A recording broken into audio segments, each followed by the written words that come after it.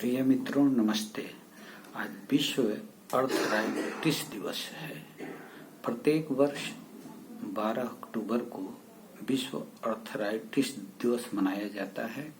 इस दिवस के मनाने के पीछे उद्देश्य यह है कि संपूर्ण संसार में अर्थराइटिस एक ऐसी बीमारी है जो व्यक्ति को उम्र के साथ होकर जोड़ों में दर्द और कष्ट प्रदान करता है। इससे बचने के लिए प्रत्येक वर्ष यह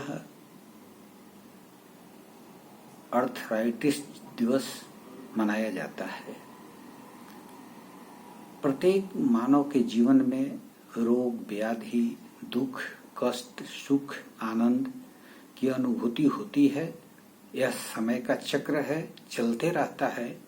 परंतु अर्थराइटिस हमारे सुस्त जीवन शैली, जंक फूड, नशा का सेवन, तनाव आदि के कारण से होता है। और इससे बचने के लिए वजन घटाएं, चलने, उठने, बैठने की सही मुद्रा का पालन करें।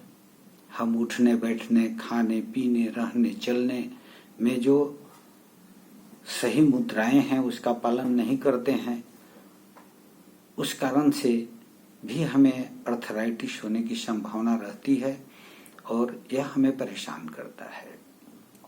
इससे बचने के लिए हम दिनचर्या का पालन करें।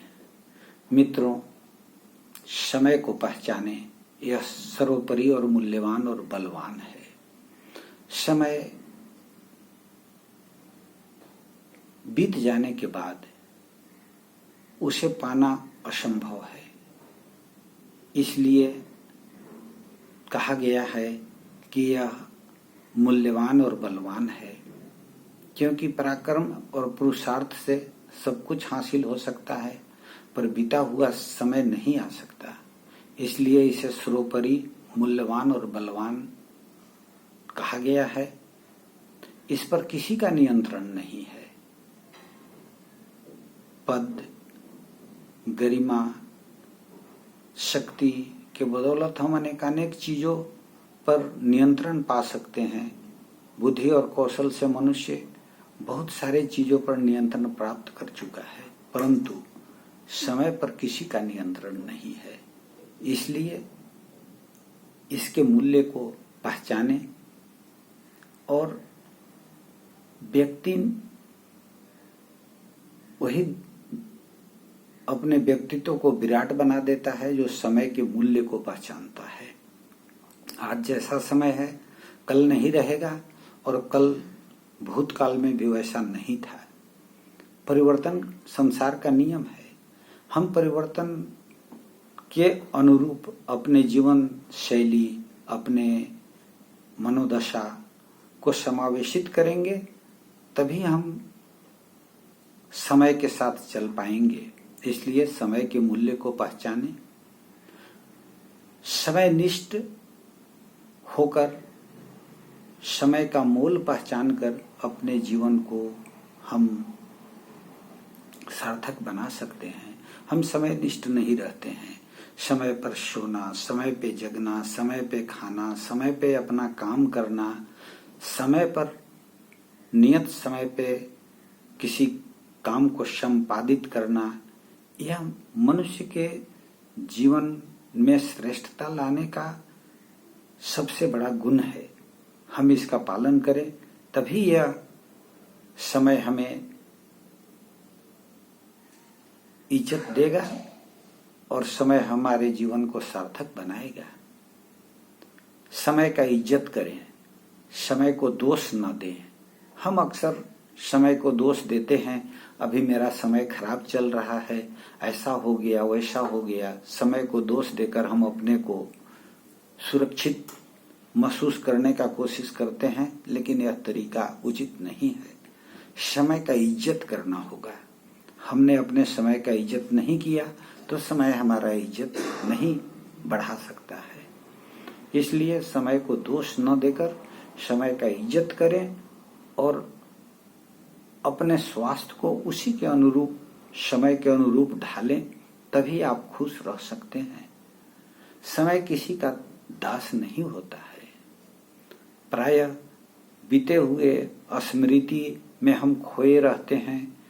ऐसा था, वैसा था, ऐसा हो गया, वैसा हो गया, और आने वाले कल्पना में रमे रहते हैं कि कल इतने पैसे मिल जाएंगे, ऐसा पोजीशन मिल जाएगा, ये हो जाएगा, वो हो जाएगा। आने वाले जीवन की कल्पना में हम रमे रहते हैं, परंतु वर्तमान का इज्जत नहीं करते। और वर्तमान ही समय है।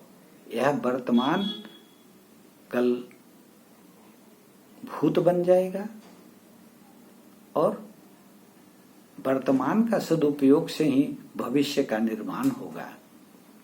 इसलिए हम वर्तमान का इज्जत करें, वर्तमान समय में अपना काम सही से करें और समय का सदुपयोग करें। वर्तमान ही वास्तविक समय है। इसका सही उपयोग करें, इसे समझें। जब तक हम समय को समझेंगे नहीं, तब तक हमारे पास बहुत कम समय है, परंतु यह हमें समझ में नहीं आता। और जिस दिन हमें यह समझ में आता है, उस दिन समय इतना कम रह जाता है कि हम कुछ कर नहीं पाते। इसलिए जीवन को ठीक से समझें और समय का सदुपयोग करें। जीवन की यात्रा में आनंदमय रहें और अपने स्वास्थ्य को सुरक्षित रखने के लिए, अर्थराइटिस से बचने के लिए हमेशा गतिशील रहें, चलते फिरते रहें, आलस्य न करें। और सुख, दुख और मोह, ये जीवन में तीनों आते ही रहते हैं।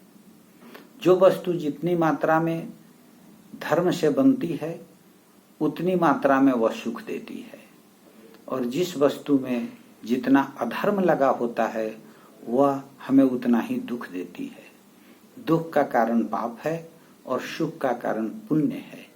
एक ही वस्तु तीन काम करती है, सुख देती है, दुख देती है और मोह भी पैदा करती है। मोह पैदा करने वाली वस्तुएं अक्सर सुख और दुख दोनों देती हैं। तो इसका फैसला हमें करना है कि हमें अपना जीवन को धर्म से बनाना है। अपने जीवन में जो वस्तुएं हम प्राप्त कर रहे हैं, वह धर्म से कर रहे हैं या अधर्म से कर रहे हैं। धर्म और अधर्म की परिभाषा बड़ी ही अच्छा कहा गया है। अष्टादश पुराणेषु व्यासस्य वचनम दोयम, परोपकाराय पुण्याय पापाय परपीडनम। व्यास जी ने बड़ा अच्छा बताया है कि जीवन में दो ही चीज हैं, एक धर्म है, एक अधर्म है। और धर्म क्या है? धर्म जो है, पुण्य जो है, वह दूसरे को सुख पहुंचाना, यही पुण्य है। और दूसरे को दुख देना, दूसरे का भलाई करने के बजाय उसको कष्ट पहुंचाना। अष्टादश पुराणेषु व्यासस्य वचनम दोयम, परोपकाराय पुण्याय। परोपकार करने से, भलाई करने से हमें पुण्य मिलता है, यानी धर्म मिलता है। और पापाय परपीडनम, दूसरे को दुख देने से ही हमें पाप लगता है, अधर्म होता है। इसलिए हम जीवन में ऐसे काम को चुने, ऐसे काम को अपने समय में करें जिससे कि जन कल्याण हो, दूसरे को सुख पहुंचे। ऐसा काम न करें जिससे कि किसी को कष्ट हो। और ऐसे भाव रखकर सदैव क्रियाशील रहते हुए कर्म करते रहें। हमेशा जीवन में आनंद आएगा। आपके आनंदमय और सुखमय जीवन की हमारी शुभकामनाएं। सचेत रहें, स्वस्थ रहें और सदैव प्रसन्न रहें। धन्यवाद।